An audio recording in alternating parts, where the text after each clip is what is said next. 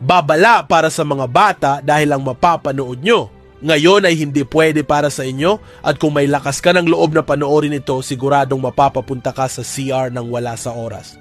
Tara tunghayan natin ang isang isekai story na naging isang pinakamahinang goblin sa ibang mundo at may natatanging kakayahan na lumakas sa tuwing nakakapag-tiktokan sa mga babaeng nilalang, at ang pamagat ng ating kwento ay From Goblin to Goblin.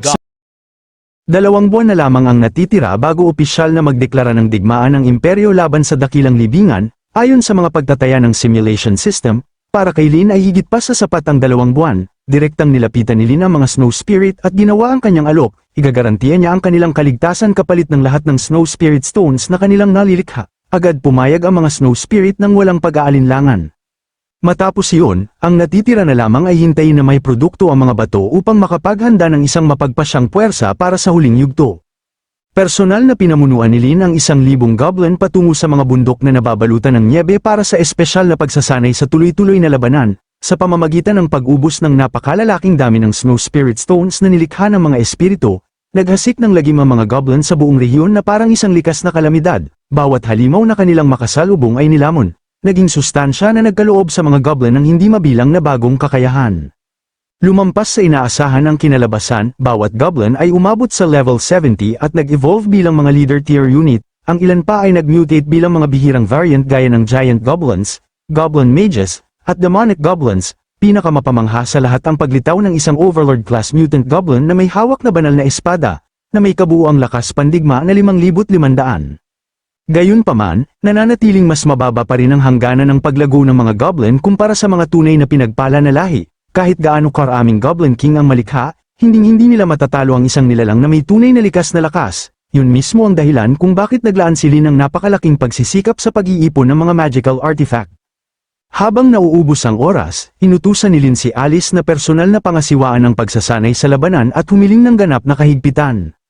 Bagamat nakapagsanay na ang mga goblin noon, mababa pa ang kanilang katalinuhan sa panahong yun at malamang ay nawala na ang karamihan sa kaalamang yun. Ngayon, bilang mga leader tier na nilalang na may halos ganap na katalinuhan, mas naging episyente ang pagsasanay, hindi na rin pantay-pantay ang pamamahagi ng mga resources para sa pag-level up. Hindi magtatagal, lilito pa ang ilang overlord tier units. Tumango si Alice nang walang pag-aalinlangan at sinabi na para sa huling banal na digmaan, handa siyang ibigay ang lahat. Agad nagsimula ang pagsasanay, sunod-sunod ang pagsiklab ng mga labanan, sa ilalim ng kanyang pamumuno at may kagamitang mga magical artifact, unti-unting nagbago ang mga goblin at naging perpektong mga makinang pamatay. Pagkaraan ng 10 araw, kumpleto na ang mga paghahanda, bago lisanin ang mga bundok, itinaas ni Lin ang ranggo ng isang mutant overlord tier goblin upang magsilbing tagapangasiwa ng rehiyon at pinangalanan itong Gabu Sword. Halos 2 metro ang tangkad nito, napakatatag ng pangangatawan, at sa mga kamay nito ay isang world tier weapon na kilala bilang Demon Sealing Sword, na may kakayahang sumipsip ng papasok na mahikang enerhiya at ibalik ito sa umaatake. Nagbigay si Lin ng mahigpit na utos, mananatili roon si Gabu Sword at hindi kikilos ni isang hakbang nang walang pahintulot. Paulit-ulit na yumuko si Gabu Sword, naghayag ng ganap na katapatan at kahandaang ialay ang buhay kung kinakailangan. Tanging matapos nito umalis si Lin kasama si Alice at bumalik sa tribo. Naging masidhing apurahan ang sitwasyon, maaaring magdeklara ng digmaan ng Mindom Empire anumang sandali. Pagbalik ni Lin at makita ang napakaraming goblin, kahit siya ay pansamantalang napatigil sa gulat, sa loob lamang ng 2 buwan, higit pa sa doble ang kanilang populasyon. Humiling siya ng mas maraming goblin, ngunit hindi sa ganitong kalaking bilang sa kasalukuyan. Binubuo ang tribo ng 80,000 maliliit na goblin, 30,000 malalaking goblin, 8,000 hero race goblin, at 100 leader tier goblin. Ang tanging pagsusupply ng pagkain ay nangangailangan ng 10,000 halimaw araw-araw. Paglitaw pa lamang ni Lin, agad nagsidagsa ang mga kababaihan ng tribo upang salubungin siya. Ipinaliwanag ng isa sa mga pinuno na, ayon sa nauna niyang utos, ibinuhos ang napakalalaking yaman sa pagpaparami. Napaatras ang dila ni Lin sa pagkakaunawa, yun pala ang dahilan kung bakit halos walang mababang antas na halimaw sa kanyang dinaanang daan pauwi. Halos maubos na ng dakilang libingan ang lahat ng kanilang reserba. Pagkatapos nito, nagtanong si Lin tungkol kay Gob Ian, ngunit nalaman niyang mahigit 1 buwan na itong nawawala. Sa karaniwang kalagayan, si Gob Ian sana ang unang sasalubong sa kanya. Bahagyang kumunat ang noo ni Lin, ngunit nagpasya siyang wala ng oras para hanapin pa ito at ituon na lamang ang pansin sa mas mahalagang bagay. Tinanong ni Lin ang tungkol sa produksyon ng mga armas. Napakahalaga ng mga sandata, lalo na para sa mga low-tier goblin. Kahit marurupok ang bawat isa, dahil sa napakarami nila, sapat na ang kahit isang saksak mula sa bawat goblin upang lipunin ang isang hukbo. Iniulat ng Goblin Slayer ang kanilang inventaryo, 50,000 maiikling espada, 20,000 set ng bakal na baluti, 20,000 mahabang espada, at humigit kumulang 5,000 karagdagang armas, karamihan ay mga kalasag, sibat, at lansang sandata. Dahil sa kakulangan ng oras, hindi na nila kayang lubusang masandatahan ang lahat. Ipinahayag ni Lin ang kanyang pagsang-ayon, higit pa sa sapat ang kanilang nagawa. Sa sandaling yun, isang itim na anino ang biglang sumugod papasok, wasak at balisa, puno ng sugat at takot. Si Go Tine yun, ipinahayag niya na biglang nagbago ng husto ang sitwasyon at hindi na posible ang tagumpay. Ang Mindom Empire ay nagmabalisa ng 100,000 sundalo, lahat ay nakasuot ng mabibigat na baluti. Mabigat ang bagsak ng balitang yun, ang mga sundalong ganap na nakabaluti ay parang naglalakad na mga kuta, mabagal ngunit halos imposibleng mapasok, at kayang durugin ang kalaban sa pamamagitan lamang ng tibay at pagtitiis. Ang pagsasandata ng ganitong kalaking hukbo ay tiyak na nag-ubos sa kayamanan ng imperyo. Agad na naunawaan ni Lin, sa bawat naunang simulation, siya ay namamatay, malamang ito na ang all-in na sugal ng imperyo. Dagdag pa ni Alice, sa mabigat na tinig, na kumikilos na rin ang simbahan, halos 5,000 tauhan na ang nagtipon, kabilang ang 500 mabibigat na nakabaluting Holy Crusaders na may hawak na malalaking espada. Ang natitirang mga pari ay hindi rin mahihina. Iminungkahi ng Goblin Slayer ang pansamantalang pag-atres upang supulan muna ang isang super overlord na tribo, ngunit agad itong tinanggihan ni Lin. Sa ganitong kalaking bilang ng kalaban, wala nang matatakbuhan sa buong kontinente. Ang mga goblin ay isinilang na may kasalanan. Sa mundong ito, ang kanilang mababang katayuan ay nangangahulugang kinamumuhian sila ng lahat. Ang tanging halaga na nakikita sa kanila ay bilang mga handog para sa mas malalakas na lahi, kahit ang mga Goblin King ay kalaunan hinahabol at nililipol. Bumigat ang katahimikan sa lahat, kabilang na ang tahimik na Elf Queen, ngunit nanatiling matatag si Lin. Kung lalaban sila hanggang wakas. Kung hindi, walang magbabago kailanman. Tanging sa pamamagitan ng sapilitang ganap na digmaan mahihila ang dakilang libingan sa labanan, magdudulot ng kapwa pagkawasak, at magbibigay sa tribo ng mga goblin ng pagkakataong mabuhay. Walang pag-aalinlangan, ibinigay ni Lin ang huling utos, agad na ay mabalisa ang lahat ng puwersa, ang pagpapanday ng armas, produksyon ng baluti, at lahat ng natitirang paghahanda ay dapat tapusin kaagad. Sa sandaling yun, 100,000 sundalong nakasuot ng pilak na baluti ang nakatayo sa perpektong formation sa ilalim ng nag-aapoy na sikat ng araw. Ang kanilang mga baluti ay nagmuni ng nakakasilaw na puting liwanag na tumataguspay taas sa langit. Worry, isang haligi ng tagumpay na umaangat patungo sa kalangitan. Habang umuusad ang hukbo, ang sabay-sabay nilang mga yabag ay yuminig sa lupa, at ang kanilang mga sigaw ay umalingaw habang sila'y nanunumpang lalaban para sa kinabukasan ng sangkatauhan at lilipulin ang lahat ng halimaw. Sa loob ng lungsod, hindi mabilang na mga sibilyan ang nanood ng tagpong yun ng may pananabik. Sumabog ang mga hiyawan sa lahat ng dako habang tumataas ang moral. Marami ang naniwalang tiyak na ang tagumpay, kumbinsidong ang ganito kalakas na hukbo ay kayang durugin ang sinumang kalabang hamarang sa kanilang daraanan. Ngunit sa gitna ng karamihan, isang matandang babae ang tahimik na lumuha habang pinagmamasdan ang mga kabalyero na unti-unting naglalaho sa malayo. Kapitan ang pumuno sa kanyang puso, para sa kanya, ang tanawin ay hindi pag-asa kundi isang pangungutya. Ang mga halimaw ay nangangaso upang mabuhay, tulad din ng mga tao na lumalaban sa mga halimaw upang mabuhay. Ang pagkauhaw sa dugo ng mga halimaw ay bunga ng likas na ugali, samantalang ang kalupitan ng tao ay binibigyang katwiran bilang katwiran. Kung tunay mang may Diyos, naisip niya kung sadyang nilayon ba ang walang katapusang siklong ito ng pagpatay. Wala ni isa mang panig ang likas na mali, at gayunman, hindi maiiwasan ang digmaan. Sa huli, nanatiling walang sagot ang tanong kung sino nga ba ang tunay na may kasalanan. Malayo sa lungsod, sa loob ng tribo ng mga goblin ni Lin, puspusan ang mga paghahanda para sa digmaan. Alinsunod sa utos ni Lin, ang buong tribo ay agad na kumilos ng walang pag-aalinlangan. Malalaking leyo ng goblin ang sumugod sa kailaliman ng dakilang libingan, hinuhukay at kinukuha ang bawat bakal at ugat ng mineral na kanilang makita. Ang walang tigil na tunog ng mga martilyong tumatama sa mga anvil ay umalingaw araw at gabi, habang ang matinding init ay bumubulwak mula sa nagliliyab na mga pugon. Matapos ang maraming sunod-sunod na araw ng walang pahingang paggawa, sa wakas ay naging malinaw ang mga resulta. Ang bawat low-tier goblin ay nasandatahan ng bakal na baluti, at maging ang mga giant goblin ay ganap na armado, kasama ang natitirang mga halimaw ng dakilang libingan ng Nazar. Umabot na sa ganap na kahandaan sa labanan ang mga puwersa ni Lin. Sa kabila nito, nanatili ang mabigat na pakiramdam ng pagkabalisa sa puso ni Lin. Hindi nagtagal, isang Goblin Scout ang bumalik mula sa unahan dala ang agarang balita, ang mga puwersa ng imperyo ay nakalapit na sa dakilang libingan at huminto roon, humigit kumulang 30 liang layo. Napaisip ng malalim si Lin, naalala niya na may isang maliit na bukas na kapatagan sa distansyang yun, isang perpektong lugar upang simulan ang malawakang labanan. Malinaw ang conclusion, doon magsisimula ang digmaan. Matapos paalisan ng scout at utusan ang patuloy na pagmamatsyag, umurong si Lin sa isang tahimik na lugar. Doon niya inactivate ang life simulation system. Ang digmaang ganito kalaki ay puno ng hindi mabilang na mga variable, lalo na't may kasangkot na mga individual na nagtataglay ng napakalakas na kapangyarihan, isang pagkakamali lamang ay tiyak na kamatayan. Tanging sa pamamagitan ng pagwawasto sa mga magiging kinalabasan gamit ang simulation lamang siya magkakaroon ng kahit kititing na bentahe. Nag-initialize ang sistema. Ang kasalukuyang senaryo ay itinakda bilang dakilang digmaan laban sa imperyo. 300 araw na ang lumipas mula nang mailipat si Lin sa mundong ito, at ngayon ay nakatayo siya sa pinakamalaking turning point ng kanyang buhay. Ipinakita ng simulation ng malinaw ang larangan ng digmaan, pinamunuan ni Lin ang isang hindi pa nagagawang puwersa ng mga goblin, 80,000 low-tier goblin, 30,000 malalaking goblin, 8,000 goblin hero, at 100 goblin chieftain. Ito ay itinuring na pinakamalakas na tribo ng goblin sa kasaysayan. Kasabay nito, inactivate niya ang isang summoning skill, na hamatak ng 20,000 mababang talinong halimaw mula sa dakilang libingan ng Nazar. Gayunpaman, sa pagharap sa hukbo ng imperyo na binubuo ng 100,000 ganap na nakabaluting sundalo, kabilang ang 30,000 heavy cavalry, isang napakalakas na pressure ang dumagan sa kanya.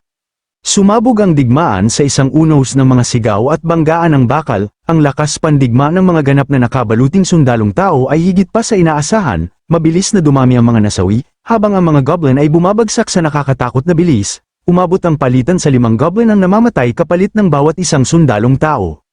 Sa isang kritikal na sandali, lumitaw sa larangan ng digmaan ang Demon King na si Veronica at pinakawalan ng isang napakalakas na kakayahan, na tumawag ng mga itim na kambing upang palakasin ang panig ng mga goblin. Pansamantalang bumaba ang casualty rate, na nagbigay ng bahagyang sinag ng pag-asa. Gayunpaman, nang ilabas ng simbahan ang kanilang buong lakas, muling nagbago ang takbo ng labanan. Agad na naging pangunahing target si Lin ng kapwa imperyo at ng mga pinakamalalakas na puwersa ng simbahan, sa ilalim ng walang tigil na bugso ng mapanirang mga pag-atake, naging imposible ang pagtakas. Sa pagtatangkang iligtas si Lin, napatay sa labanan si Gabo Kwang, si Alice ay malubhang nasugatan at nabihag, si Lin mismo ay hindi nakaligtas sa di nakikitang mga kamay ng kapalaran, nabawasan siya at naging isa na lamang pyesa sa chessboard ng dakilang libingan, na uwi sa isang trahedya ang labanan. Kapwa panig ay nagtamo ng napakalaking pinsala at walang sino man ang makapagsabing nagwagi. Nagtapos ang simulation sa isang mabagsik na pagtataya, sa mundong pinaghaharian ng mga individual na may napakalakas na kapangyarihan. Ang paglalantad ng sarili ng tuwiran ay katumbas ng paglakad diretso patungong impyerno. Ang kinalabasan ay binigyan ng score na 40 puntos at 40 life points ang iginawad. Umusad ang oras ng isang araw pabalik sa realidad. Pinilit ni Lin Thain na pakalmayan ng sarili. Pinipigil ang takot na sumilip sa kanyang mukha. Hindi niya inakalang ganito kadaling dumating ang kamatayan. Sa kanyang kasalukuyang kalagayan, siya ay nasa level 90 na may kabuuang combat power na 6,800, at gayunman, kahit sa lakas na yun, hindi pa rin siya makaliligtas sa isang malakihang labanan. Tumama sa kanya ang pagkaunawa na parang isang mabigat na dagok. Matapos ang masusing pagninilay, naunawaan ni Lin ang dahilan. Ang tunay na lakas ng mga elit ng simbahan ay imposibleng masukat ng wasto. Batay sa ipinakitang kakayahan ng Demon King na si Veronica at ng iba pa, ang combat power ng matandang papa ay malamang papalapit na sa 10,000, malayo sa anumang kayang tapatan ni Lin. Malinaw ang landas kung nais niyang mabuhay, kailangan niya ng higit pa sa bilang, kailangan niya ng kapangyarihang kayang makipantay sa mga Diyos mismo. Malinaw na ngayon kay Lin ang sitwasyon, maliban na lamang kung kaya niyang saktan ang papa gamit ang blood destruction skill at lubhang pahinain nito, halos imposibleng puksain ang ganoong nilalang. Ang tuwirang konfrontasyon ay wala sa tanong, isang ambush lamang ang tanging makatuwirang daan. Ang paglalantad ng sarili ng masyadong maaga ay katumbas lamang ng pagpasok sa isang patibong ng kamatayan. Mula sa sandaling yun, kailangan niyang manatiling nakatago at hayaang makapagsaman muna ang Demon King ng mas maraming halimaw. Doon lamang maaaring magbago ang balanse. Sa pagkaunawang yun, lumubog si Lin sa malalim na pagninilay. Mula ngayon, bawat desisyon ay kailangang kalkulado ng may ganap na katumpakan, isang maling hakbang lamang, at diretso siyang mahuhulog sa impyerno. Sa kaibuturan ng dakilang libingan, isang napakalaking projection screen ang muling nagpakita ng mga eksenang nagaganap kapwa sa kagubatan at sa buong imperyo. Ang mga larawang ito ay nilikha ng isang ipinagbabawal na salamangka, sabay-sabay na isinagawa ng tatlong mangkukulam na walang mata ngunit iisa ang kanilang mata sa pagitan nila. Kilala sila bilang Black Witches, dati silang mga tao na nanumpa ng katapatan sa simbahan, ngunit matapos sampi ng Demon King na si Veronica, sila'y nagbagong anyo sa mga nakakatakot at di makataong anyo. Ang kanilang pinagsasaluhang mata ay tinatawag na Divine Eye, isang kakilakilabot na kakayahang masdan ang lahat ng bagay at silipin ang mga pira-pirasong hinaharap. Habang inuulit ang mga larawan, tahimik na nanood si Demon King Veronica, may bahagyang ngiti sa kanyang mga labi, malinaw na naaaliw siya sa mga kilos ng puwersa ng mga goblin, para sa kanya, halatang papalapit na ang kaguluhan. Pagkaraan, ibinaling niya ang pansin sa mga Black Witches at inutusan silang hulaan ang huling kahihinatnan ng paparating na digmaan, hindi nang ahas magatubili ang mga mangkukulam, itinaas nila ang eyeball sa pagitan nila at nagsimulang umawit ng mga sinaunang inkantasyon, halos kaagad, nagsimulang tumulo ang dugo mula sa Divine Eye, hindi matiis ang sakit, nagsisigaw sila sa matinding paghihirap habang ang salamangka ay sumasalpok sa mga puwersang lampas sa kanilang kontrol. Sa gitna ng kanilang pagdurusa, may naramdaman silang isang nakapangingilabot na bagay, ang Papa mismo ay sangkot sa paparating na labanan, dahil sa kanyang presensya, hindi ganap na masilip ang hinaharap, ngunit sa loob ng ulap ng kawalang katiyakan, may nasalayan silang mas nakakatakot pa. Matapos ang isang mahabang sandaling nanginginig, sa wakas ay nagsalita ang isa sa mga mangkukulam, na saksihan nila ang pagsilang ng isang bagong Diyos. Agad na tumugon ang tatlong mangkukulam ng may labis na pagpipitagan, iniunat ang kanilang mga braso na worry sumasamba sa isang nilalang na lampas sa pangunawa, ngunit biglang dumilim ang mukha ni Veronica, sumabog ang kanyang hindi paniniwala sa matinding galit, mariin niyang tinanggihan ang pangitain, kung tunay na may mga Diyos, katwiran niya. Matagal na sana siyang naglaho, ang ideyang yun ay pawang walang kabuluhan lamang. Sa kanyang puot, isang alon ng itim na demonyong enerhiya ang sumabog palabas na parang dambuhalang alon, itinapon palayo ang tatlong mangkukulam at tuluyang pinatahimik sila. Sa kabila ng kaguluhan, hindi napigilan ng isa sa kanyang mga tauhan na kilalanin ang implikasyon, para sa isang simpleng goblin na magdulot ng ganoong kaguluhan, ang gumagabay sa kanila ay tiyak na kakilakilabot, ngunit malamig na binaliwala yun ni Veronica. Para sa kanya, si Lynn ay isa lamang piyesang madaling isakripisyo. Gayunpaman, kinilala niyang dumating na ang oras upang tapusin ang lahat kasama ang imperyo at ang simbahan, minsan at magpakailanman, inutusan niya ang agarang paghahanda at ipinag-utos ang pagpapalaya sa isang tiyak na individual. Sa sandaling yun, naramdaman ni Veronica ang pag-activate ng isang teleportation formation, nang mapagtanto kung sino ang darating, nagbukas siya ng katumbas na teleportation channel sa loob ng dakilang libingan, ilang sandali lamang, lumitaw si Lynn, hindi na siya nag-aksaya ng oras sa mga formalidad, apurahan ang sitwasyon, ang mga mind masters ng imperyo at ang mga puwersa ng simbahan ay nakapagtatag na ng kampo humigit kumulang 30 kilometro mula sa dakilang libingan, malapit na ang digmaan. Kalmadong tumugon si Veronica, na para bang hindi siya nagulat sa balita, tinanong niya kung paano balak ni Lynn na kumilos sa ganitong mga pangyayari, habang nagsasalita, palihim na sinuri ni Lynn ang kanyang attribute panel. Si Demon King Veronica ay nasa level 100, ang kanyang lahi ay undead at ang kanyang klase ay heretical summoner. Taglay niya ang maraming titulo na kaugnay ng erehiya, immortalidad, at madilim na pag-summon, higit sa 3,000 taon ang kanyang habang buhay, malalaki ang kanyang pisikal na atributo, ngunit hindi naman lubhang nangingibabaw kung titingnan ng paisa-isa, ang tunay na nakakatakot sa kanya ay hindi ang mga numero lamang, kundi ang perpektong pagsasanib ng kanyang klase, mga kasanayan, at kagamitan. Ang kanyang kabuuang combat value ay kulang lamang ng 1 puntos sa 10,000. Mabilis na naunawaan ni Lynn ang katotohanan, ang lakas ni Veronica ay hindi nagmumula sa mga numero lamang, ito ay bunga ng kanyang kakayahan sa pag-summon, mga monstrong enhancement, mga ipinagbabawal na kasanayan, at mga kagamitan na nasa divine tier. Higit pa rito, ipinahiwatig na ng sistema na sa hinaharap ay magsusummon siya ng isang nilalang na kilala bilang Black Goat, isang bagay na lampas sa karaniwang mga halimaw. Pinagtibay nito ang isang mahalagang hinala ni Lynn, bawat lahi ay may likas na hangganan sa kanilang mga atributo, tanging ang mga Diyos o ang mga nilalang na lumalampas sa karaniwang mga lahi ang kayang basagin ang mga hangganang yun, at anuman ang nakita ng mga Black Witches sa hinaharap, yun ay isang bagay na nagbabantang wasakin ang mga limitasyong iyon ng tuluyan.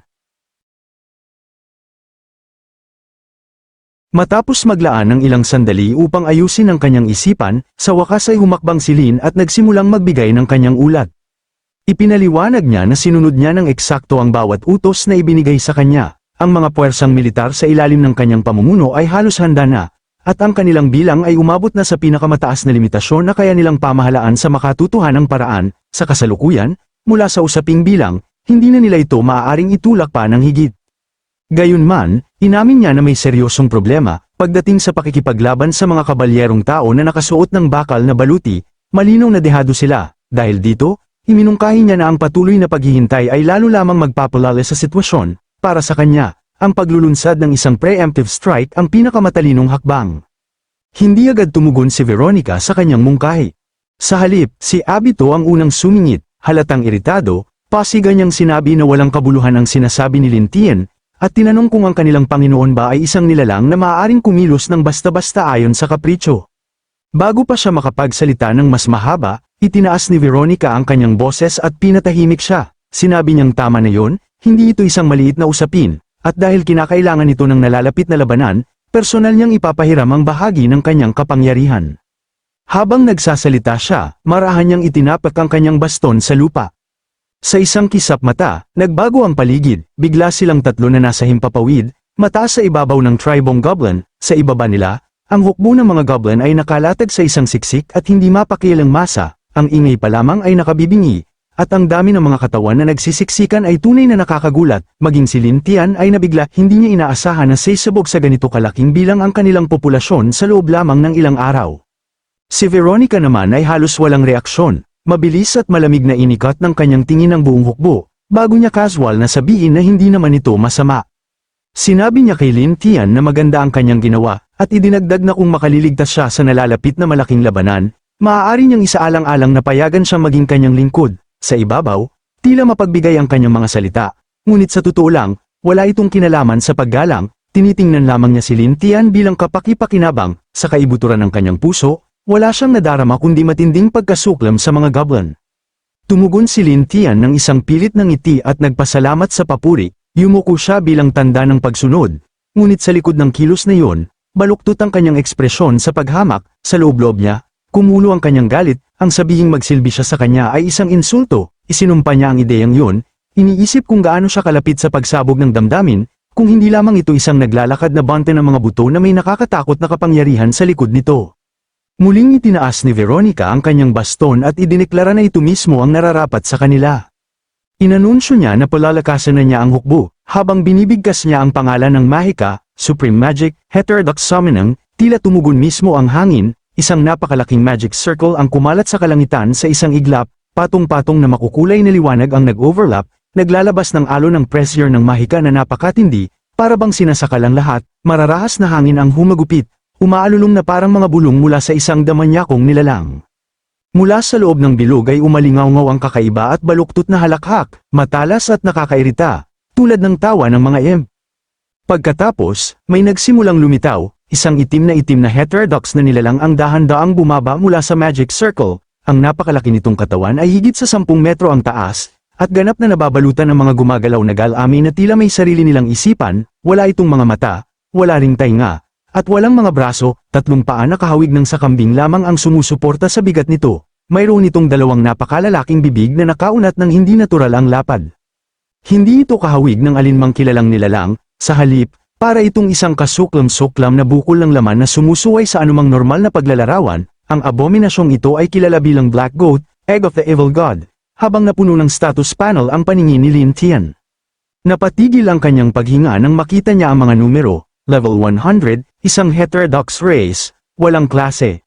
Ngunit may mga titulong malinaw na nagmamarka rito bilang Ultimate Evil Egg ng Black Goat, ang Evil Godmother, at isang deboto ng heresiya. Ang lakas ng buhay nito pa lamang ay nakagigimbal, ang depensa ay katawa-tawang taas, at ang kabuuang lakas sa labanan ay lubos na nakapanlupig. Sa sandaling na proseso ni Lintien ang impormasyong yon, biglang nagdugtong-dugtong ang lahat. Ngayon niya tunay na naunawaan kung bakit itinuturing na napakatakot ang combat power ni Veronica, hindi niya pinalakas ang hukbo sa hindi direktang paraan, direkta siyang nagsummon ng isang level 100 na damanyakong nilalang sa mismong larangan ng digmaan. Nakatitig si Lintien sa halimaw na nakalutang sa itaas, nang hindi makapaniwala ang kanyang isipan, hindi niya maiwasang isipin kung paano nga ba dapat labanan ang ganoong bagay. Ang tinatawag na Black Goat, Evil God's Egg ay walang saysay sa kanyang pananaw, isang itlog, isang hindi pa tapos na likha ng iba, ngunit napakalaki nito, at ang mga katangian nito ay katawa-tawang taas para sa isang nilalang na sinasabing hindi pa kumpleto. Gayunman, habang mas pinag-aaralan niya ito, isang bahagyang pagkadismaya ang sumingit, bukod sa napakalabis nitong vitality, wala itong halatang kakayahan, walang skills, walang espesyal na katangian, walang anumang kapansin-pansin sa unang tingin.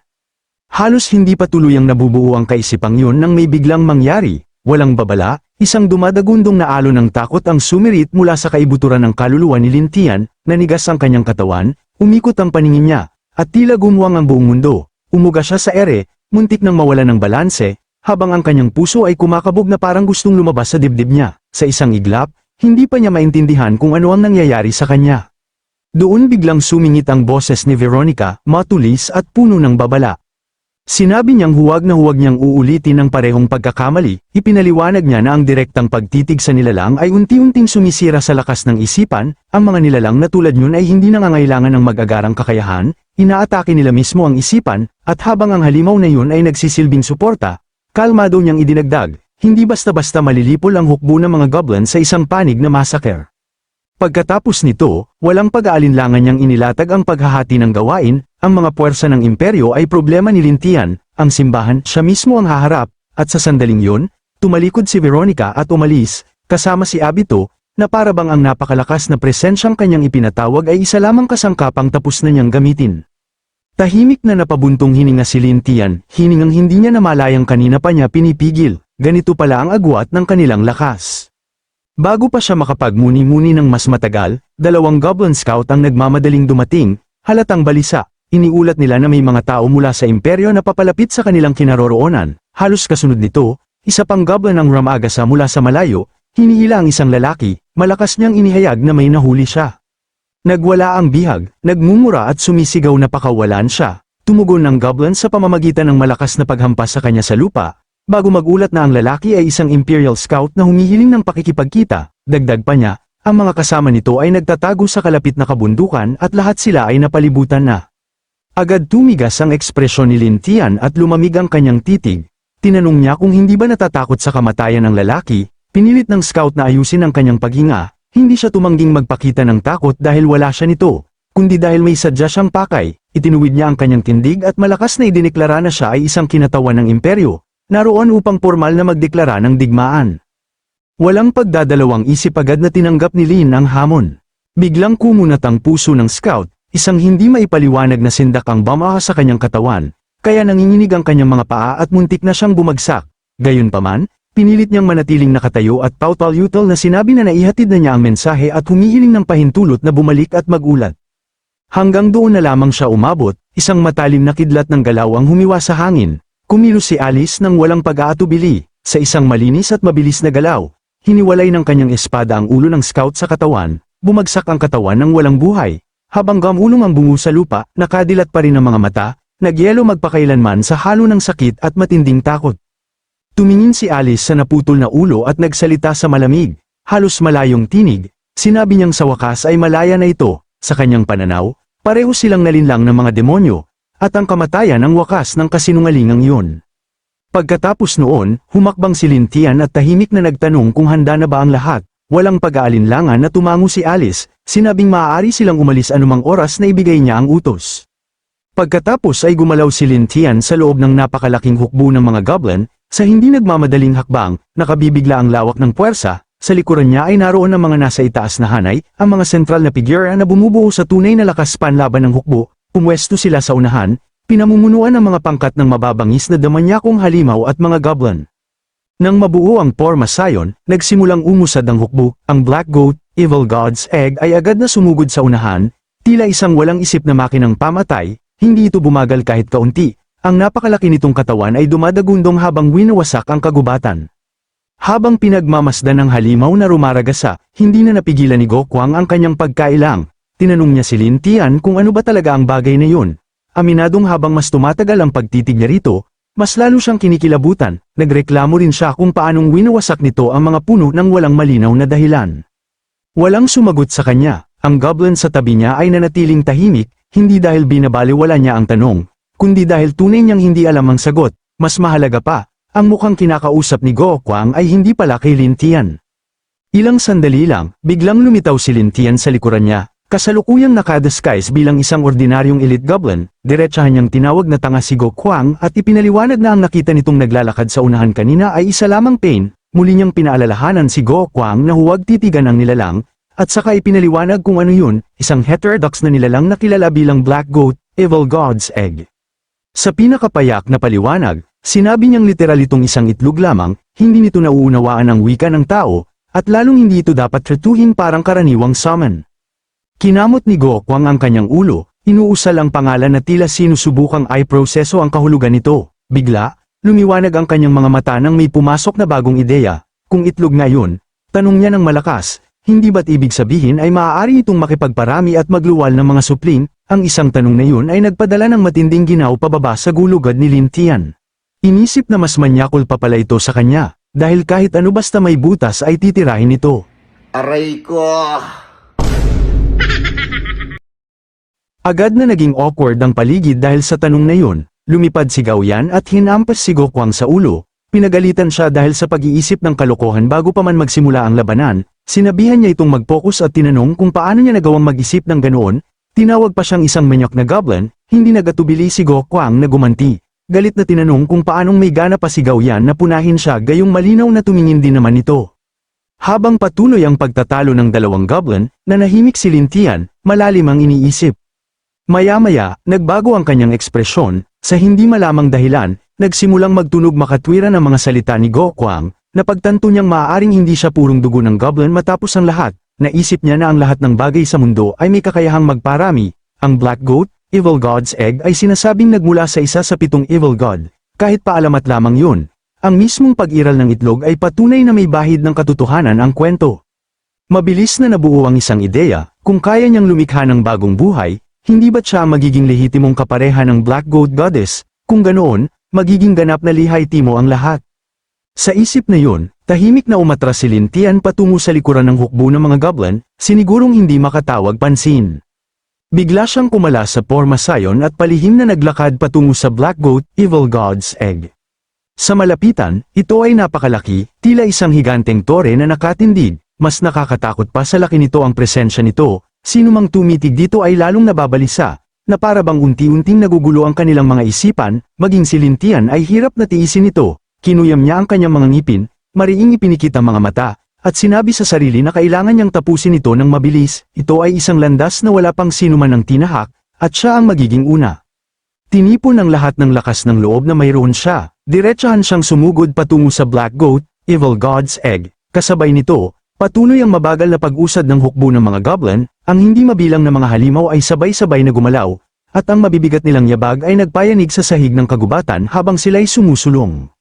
Matapos ang kaunting pagtatalo, biglang tumigil sa pagsasalita si Go Kwang, naglibot ang kanyang tingin sa mga goblin sa likuran at nagtaka kung nasaan na ang boss. Nagreklamo siya na magkakamukha silang lahat at hindi niya matukoy kung alin ang pinuno. Nagmura ang isang goblin at sinabihan siyang manahimik, sinabing malamang nabaliw na ang boss dahil sa walang kwentang pinagsasasabi ni Go Kwang.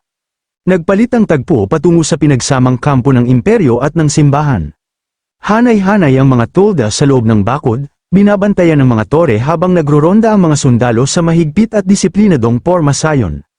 Sa loob ng command tent, galit na galit si Haring Charles II, walang tigil sa pagmumura at hinihingi kung bakit hindi pa rin bumabalik ang mga scout, nagtataka siya kung muli ba silang napatay at isinumpa ang mga goblin, tinawag itong isang hayagang provokasyon, kung hindi man lang sila nagpadala ng sugo pabalik, paano raw niya malalaman kung balak nilang makipagnegosasyon o makipagdigma.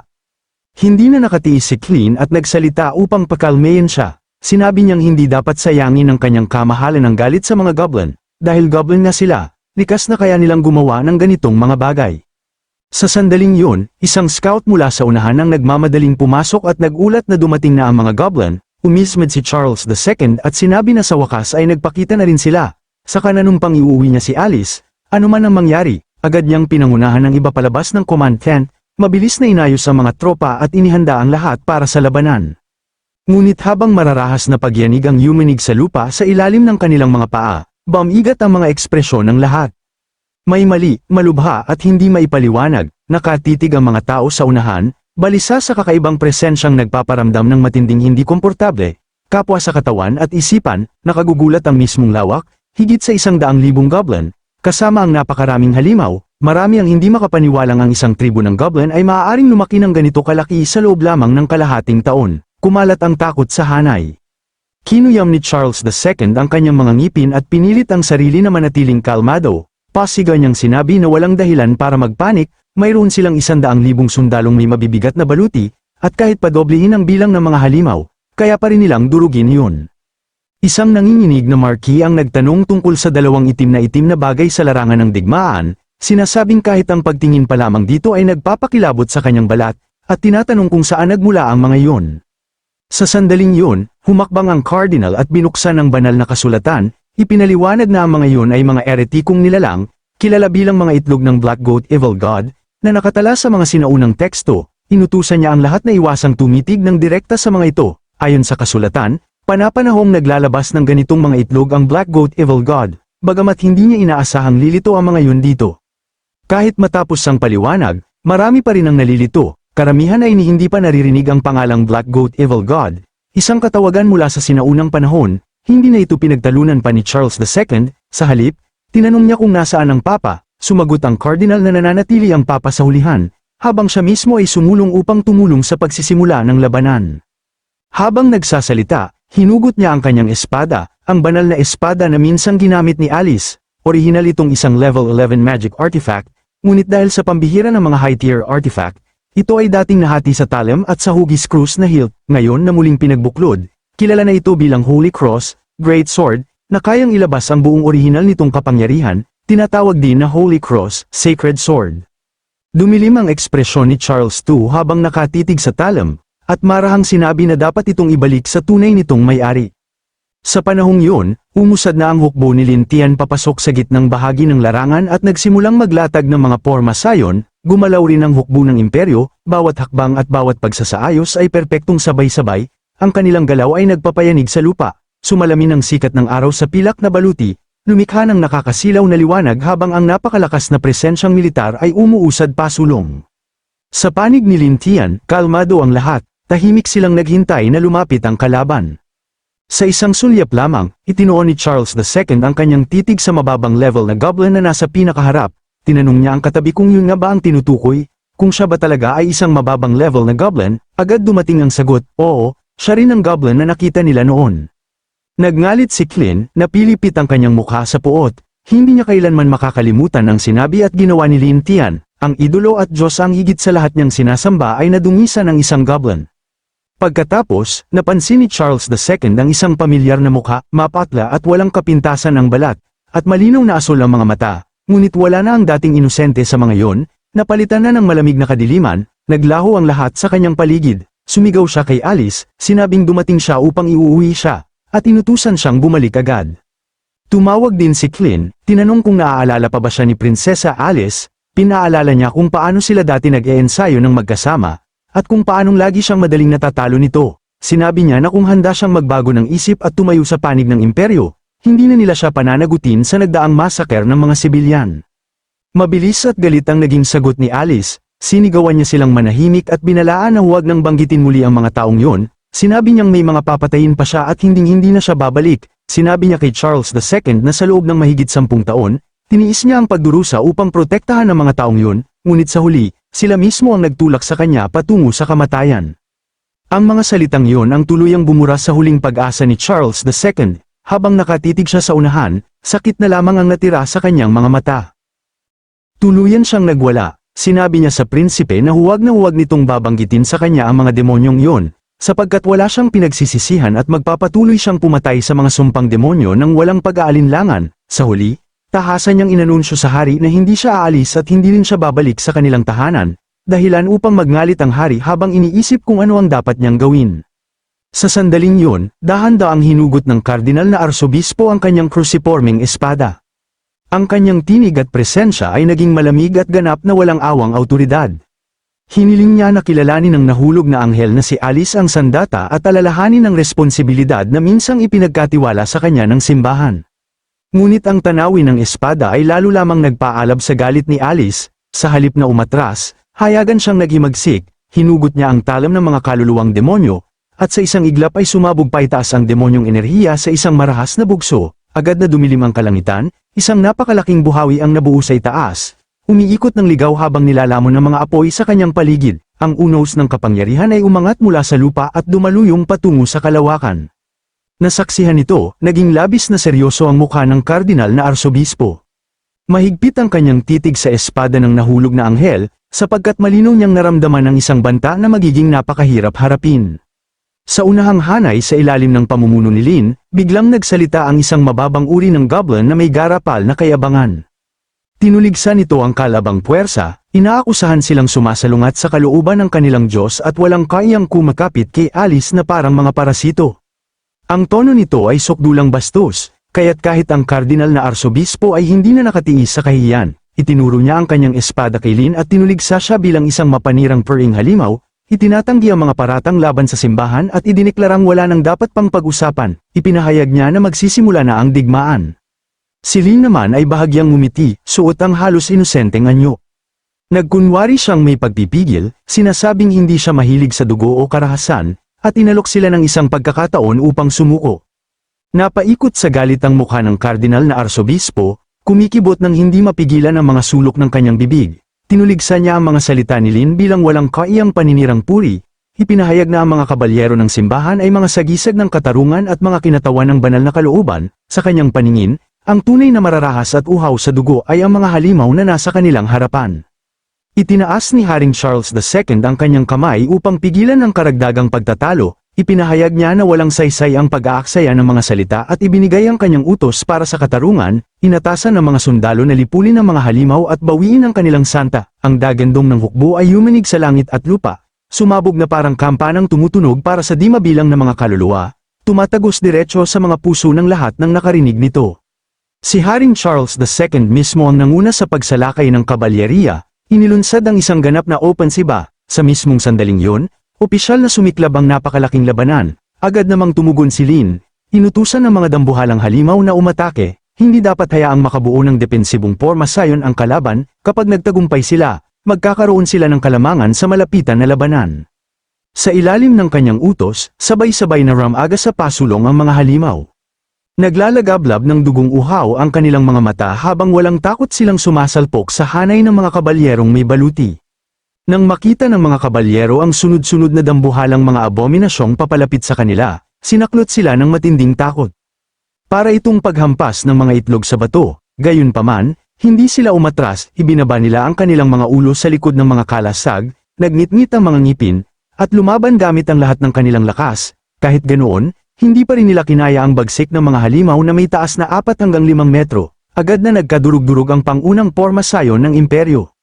Nakatago sa gitna ng kaguluhan, nakita ni Lin ang perpektong sandali upang umatake sa sentro. Sa kanyang utos, ramaga sa ang mga alon ng goblin papasok sa wasak na porma sayon ng hukbong imperyal, pinilit ang labanan na mauwi sa brutal na sagupaan. Sa kabila ng kanilang napakaraming bilang at magagaspang na baluting bakal, hindi pa rin sila umubra laban sa mga sundalong ganap ang baluti, at dinaglaon ay nauwi sa patas na labanan ng sagupaan. Nang makita ito, agad na naglabas ng bagong utos si Haring Charles II nang walang pag-aalinlangan. Inatasan ng gun cavalry at blade cavalry na unahin ang paglipol sa malalaking halimaw, habang ang mga tagapagdala ng kalasag ay inutusang agad na buuin muli ang kanilang porma sayon. Tumago sa hangin ang matinis na hiyaw ng mga kabayo sa digmaan habang sumugod ang kabalyeriya mula sa magkabilang gilid patungo sa gitna ng labanan. Dumagundong ang mga yabag ng kabayo sa lupa. Dala ang nakadudurog na pressure na sumire sa loob ng impanterya. Ang kabalyeriya ay naging mismong anyo ng kamatayan.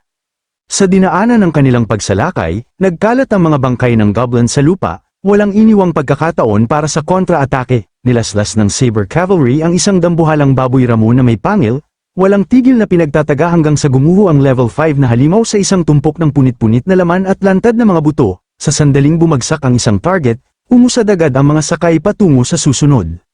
May bahid ng panlilibak ang ngiti ni Charles II habang pinagmamasdan ang mapaminsalang pagsalakay ng kabalyeriya. Sa kanyang puso, naniwala siyang sa wakas ay naipapakita na niya ang bakal na lakas ng imperyo, kumbinsidong dudurugin ng walang awa ang bawat kaaway sa kanilang harapan. Mula sa likuran ng larangan ng digmaan, tahimik na pinanood ni Lin ang tagpo, unti-unting dumidilim ang kanyang mukha. Agad niyang naunawaan na ang napakalakas na puwersa ng kabalyeriya ang mismong dahilan kung bakit siya nabigo sa simulation. Masyadong makapangyarihan ang mga nakasakay na hukbo ng imperyo, inamin niya sa sarili na sa hinaharap, kailangan niyang bumuo ng mga puwersang kapantay ng lakas na iyon. Ngunit sa pagkakataong ito, walang takot si Lin, walang babala, sumabog sa buong larangan ng digmaan ang may itim na galamay na tila jet black. Umusbong ang mga ito mula sa lupa na parang mga buhay na anino, dinudukot ang mga kabayo at sakay paitaas. Ang mga nahuling sundalo ay marahas na ibinabato patungo sa isang napakalaking, nakangangaang bibig sa likuran nila. Ang nakakakilabot na tunog ng nadudurog na laman at buto ay walang tigil na umalingaw-ngaw, kasabay ng paglipad ng mga alikabok at kislap sa lahat ng direksyon. Pumasok na sa labanan ang mga Black Mountain Goat Egg. Para sa kabalyeriya, at maging sa buong hukbong imperial, ang mga nilalang na ito ay isang ganap na bangungot. Mula sa katawan ng bawat Black Mountain Goat Egg ay umaabot ang mahigit 10 lubhang maitim na galamay. Hindi mabilang na mga sundalo ang mahigpit na ginapos at itinaas sa himpapawid. Pinilit na masaksihan mula sa kakilakilabot na lapit kung paano dinudurog ng napakalalaking bibig ang laman at dugo hanggang maging putik. Marami ang halos mawala ng ulirat sa sobrang takot. Umalingaw-ngaw sa buong larangan ang desperadong mga sigaw habang nilalamon ng kawalan ng pag-asa ang mga hanay. Sa mismong sandaling yon, ang mga talam ng nagliliwanag na liwanag ng espada ay humiwa sa hangin. Sa isang iglap, ilang malalaking butas ang napunit sa mga katawan ng Black Mountain Goat Egg, pumasok sa labanan ng kardinal na arsobispo, pinapatumba ang mga halimaw habang inililigtas ang mga nakabihag na sundalo, ang kanyang presensya ay malamig at ganap na nangingibabaw habang pinamumunuan niya ang daloy ng labanan, inaako ang responsibilidad sa 2 dambuhalang nilalang at iniiwan ang mga goblins sa natitirang hukbo. Kagad pagkatapos, tumalon siya paitaas sa langit, mahigpit na hawak ang kanyang cruciforming espada, pinakawalan niya ang walang katapusang unos ng mga hiwa. Ang mga agos ng liwanag ng espada ay bumuhos pababa na parang banal na parusa. Walang tigil na humahagibis patungo sa Black Mountain God Eggs, dahil sa kanilang napakalaking sukat, ganap na wala silang kakayahang umiwas. Kung walang hindi inaasahang pangyayari, ang kanilang pagkawasak ay usapin na lamang ng oras. Ngunit sa sandaling malapit ng lamunin ng offensiba ang mga ito, lumitaw ang nahulog na anghel sa harap ng Black Mountain God Eggs, itinaas niya ang kanyang demonyong espada at nagbagsak ng isang nag-iisang, mapanirang hampas. Sa isang hiwa lamang, ganap niyang binura ang buong opensiba ng kardinal na arsobispo, winasak ang pababang mga alon ng liwanag ng espada sa isang iglap. Nakakatakot sa lamig ang mukha ni Alice, nilamon ng apoy ng impyerno ang kanyang katawan, naglalabas ng dalisay na pagkawasak, sa gitna ng magulong dagat ng patayan, dahan-dahan siyang umusad, hakbang-hakbang patungo sa kardinal na arsobispo, ang kanyang presensya pa lamang ay baluktot na ang buong larangan ng digmaan sa matinding banta. Dahan-daang hinugot ni Alice ang mapanganib na espada, ang nagyayelong galit sa kanyang esmeraldang berdeng mga mata ay walang pagtatagong pumatay ng emosyon, habang siya'y sumusulong ng paisa-isang hakbang patungo sa Crimson Cardinal, ang presensya niya pa lamang ay sapat na upang manginig ang paligid. Nang makita siya ng mga sundalo, hindi sila umatake, sa halip, desperado nilang sinubukang pigilan ang hindi na mapigil ang pag-usad ni Alice, ngunit ang kanilang mga pagsamo ay ganap na walang saysay, hindi man lang natinag ang kanyang loob. Ang tanging sagot niya ay ang malamig at walang awang talam ng kanyang espada. Sa isang mabilis at malinis na hiwa, lahat ng sundalong nasa paligid ay agad na bumagsak, naligo sa sariling dugo. Sa pagtanaw sa anyo ni Alice, na puno ng matinding pagkadismaya ang Crimson Cardinal, ang eksenang nasa harapan niya ay isang bunga ng mga kasalanang siya mismo ang naghasik, ang dating banal at dalisay na Sword Saint ay tuluyan ang nalugmok sa karimlan, at ang bigat ng pananagutan ay bumagsak sa kanyang konsensya.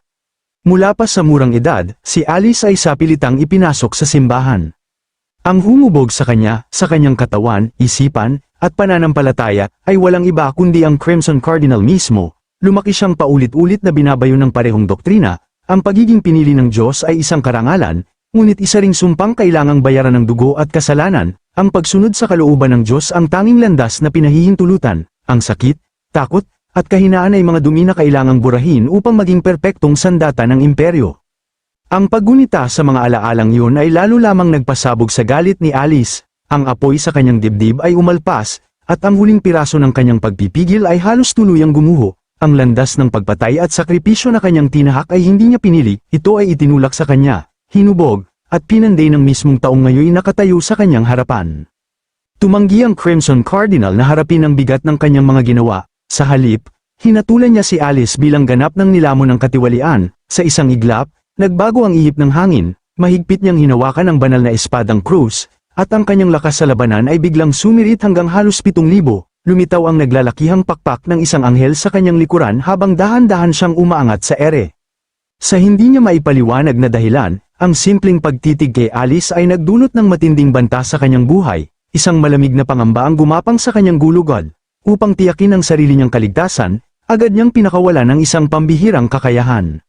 Sa isang iglap, isang napakalaking bilog ng mahika ang lumitaw sa kalangitan, nang matapos ang orasayon, sumabog ang banal na liwanag mula sa espada, ang kanyang buong katawan ay nagmistulang naglalagablab na gintong araw, mula sa liwanag na yun, isang napakalawak na haligi ng banal na enerhiya ang bumulusok pababa, diretso kay Alice. Ang lakas ng atake ay nagdulot ng marahas na pagsabog, winasak ang malawak na lupain sa paligid niya, at nilamon ng liwanag ang buong lugar. Gayunpaman, sa kasalukuyang bilis at lakas ni Alice, madali niyang naiwasan ang paparating na pag-atake, matapos patatagin ang kanyang katawan, agad niyang pinakawalan ng dalawang arko ng bakal, ang Tempest, na dumiretso sa Crimson Cardinal na parang humahagupit na bagyo. Nang makita niyang buhay pa si Alice at agad pang gumanti, saglit siyang natigilan.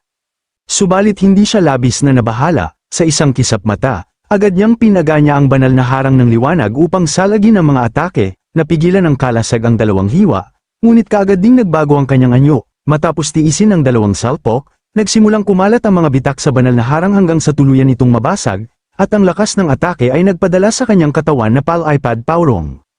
Habang siya ay nasa gitna pa ng pagkabigla, natapos na ni Alice ang paghahanda para sa eksklusibong kakayahan ng isang world-class na demonyong artifact, ang Demonic Dragon, Soul Annihilation. Dumiretso siyang sumugod patungo sa Crimson Cardinal habang ang kapangyarihang nagmumula sa kailaliman ng impyerno ay sumabog palabas, ang enerhiyang yun ay nag-anyong isang dambuhalang ulo ng masamang dragon, tila handang lamunin ng munting biktima sa isang marahas na kagat. Sa pagsaksi sa tanawing yun, unti-unting gumapang ang takot sa kalooban ng Crimson Cardinal, ang kanyang mukha ay naging lubhang tensyonado, ang bawat hampas ni Alice ay may bigat ng isang mabangis na dragon na sumusugod, at isang sandaling pagkukulang lamang ay sapat na upang siya'y pira-pirasuhin sa pagitan ng mga panga nito. Sa sandaling makalapit si Alice, sumiklab ang isang mabagsik na labanan sa malapitan, bawat palitan ng suntok at espada ay sinasabayan ng nakapanghihilakbot na ungol ng dragon, pilit na ipinagtatanggol ng Crimson Cardinal ang sarili, habang malamig na pawis ang nagsimulang tumulo sa kanyang noo, ang matinding presyon ng kapangyarihan ng dragon ay nagpapahirap kahit sa simpleng paghinga. Gayunman, sa kabila ng napakalaking puwersang dumadagok sa kanya, nagawa pa rin ng Crimson Cardinal na bahagyang manatili sa laban. Sa sandaling yun, si Charles II ng Lionheart Empire, kasama sina Klein at ang Royal Knight Order, ay sabay-sabay na itinuon ang kanilang matitinding titig kay Lin, hindi pinapalampas kahit isang galaw sa nagaganap na labanan. Pinakawalan ni Haring Charles II ang kanyang eksklusibong kakayahan, Undefeated Lion's Roar, mula sa napakalayong distansya. Isang nakakabinging dagandong ng leon ang sumabog sa hangin, ang alon ng tunog ay nag-anyong hugis kono na shockwave na ramaga sa pasulong, tinamaan ang lahat ng halimaw sa daraanan nito at tuluyang pinaparalisa ang kanilang mga katawan, ni hindi makagalaw kahit isang daliri. Sinamantala agad ng Royal Cavalry ang pagkakataon, buong bagsik silang sumugod patungo kay Lin Tian, habang sila'y sumusulong, ang bawat halimaw na humaharang sa kanilang daan ay agad na winasak, nagdulot ng napakalaking pinsala sa hukbo ng mga halimaw at halos gumuho ang kanilang pormasayon. Sa gitna ng kaguluhan, ang maliit na goblin na nagkukunyaring si Lin Tian ay tuluyang nawala ng malay at bumagsak sa lupa, sa pag-aakalang iyon na ang katapusan, mabilis na sumugod si Klein, sabik na wakasan ang laban, kasunod niya, pinabilis din ni Haring Charles II ang takbo ng kanyang kabayo, kapwa nila tinutukan ang walang depensang goblin.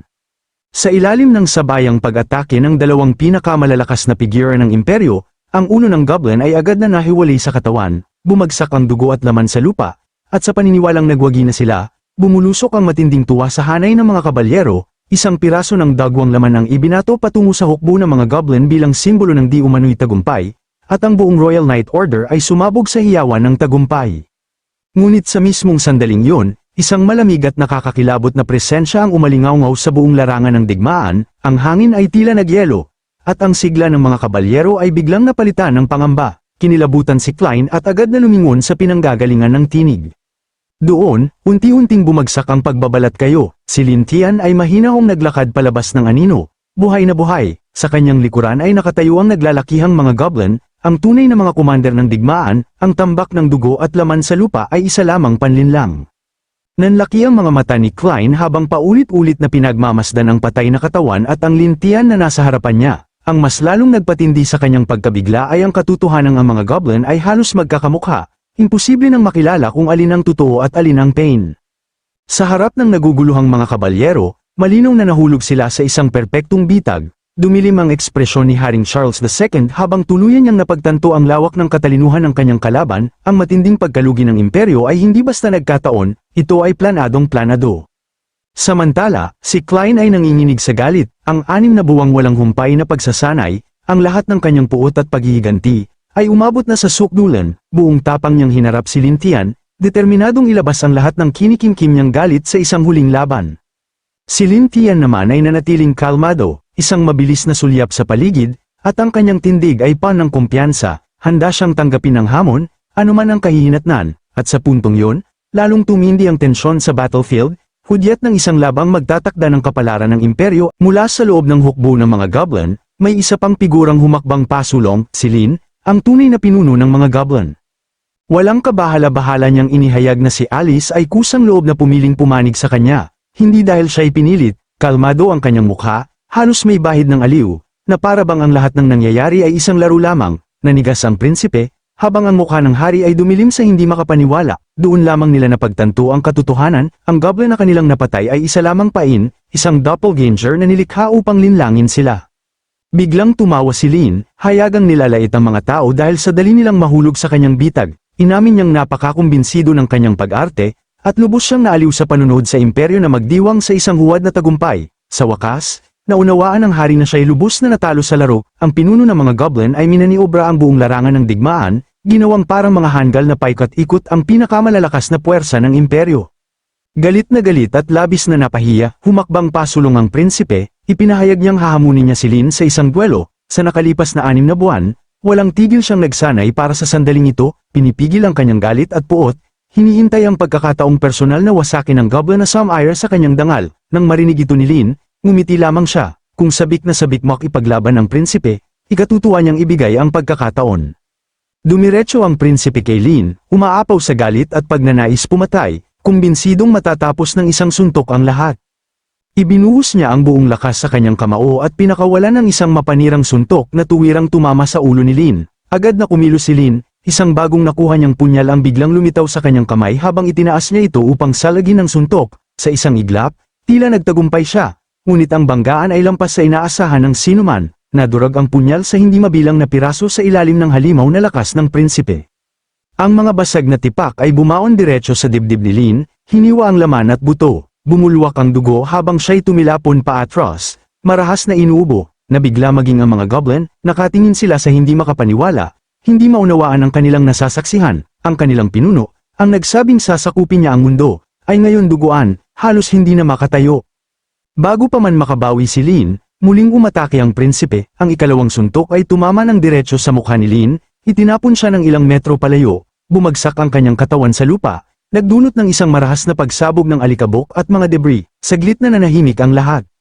Nataranta ang mga hybrid goblin, ang ilan ay nagsimulang umiyak, naniniwalang tunay nang natalo ang kanilang pinuno, sinundan nila si Lin ng may bulag na pananampalataya, kumbinsidong siya'y walang talo, at ngayon tila ang paniniwalang yun ay isa lamang kasinungalingan, maging ang hari ay nakaramdam ng bahagyang pag-aalinlangan, talaga bang napatay ng prinsipe ang pinuno ng mga goblin?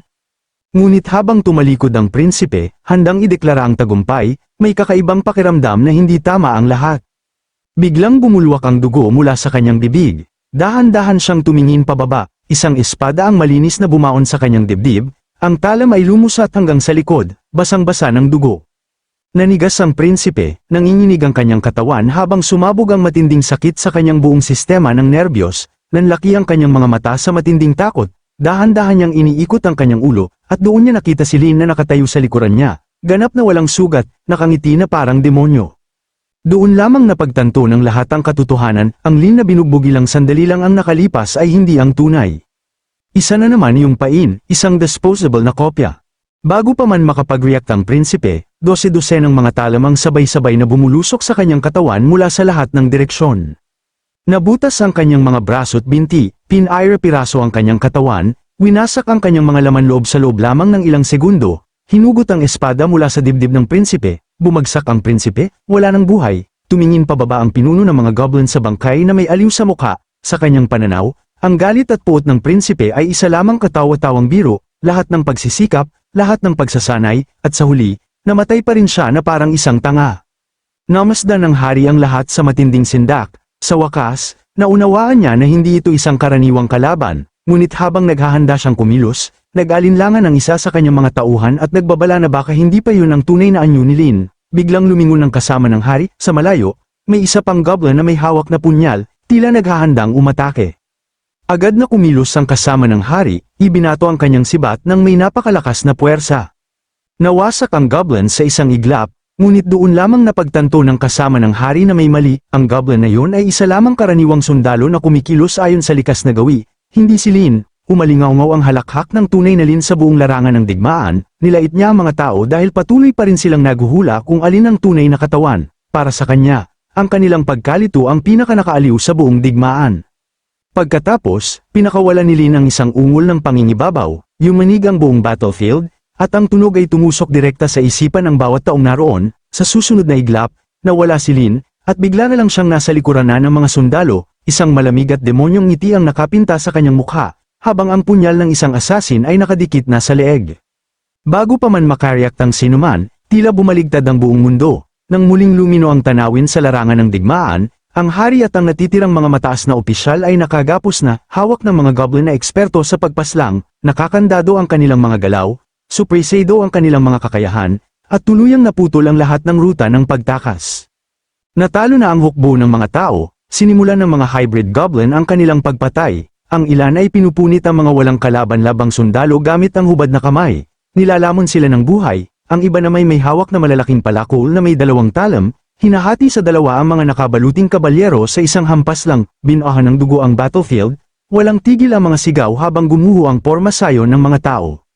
Kumalat ang takot sa natitirang mga kawal, sa wakas, napagtanto nila ang kalaban na kanilang hinaharap ay dalubhasa sa panlilinlang, pagpaslang, at psikolohikal na digmaan. Isa sa mga natitirang komandante ang desperadong nag-utos ng pag-atres, sinisigawan ng mga escort na protektahan ng hari sa anumang halaga, ngunit huli na ang lahat.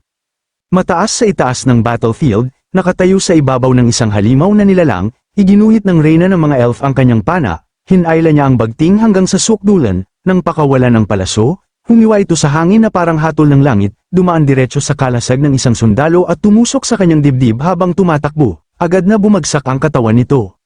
Maging ang hari ay nakaramdam ng ganap na kawalan ng pag-asa, wala nang matakbuhan, sumigaw ang isang human commander sa matinding pagkalito, hindi maunawaan kung bakit ganito kumilos ang mga goblin, kung bakit nila pinapatay ang lahat ng walang awa, ngunit si Lin ay tahimik lamang na nanonood sa kaguluhan, may kalmadong ngiti sa labi.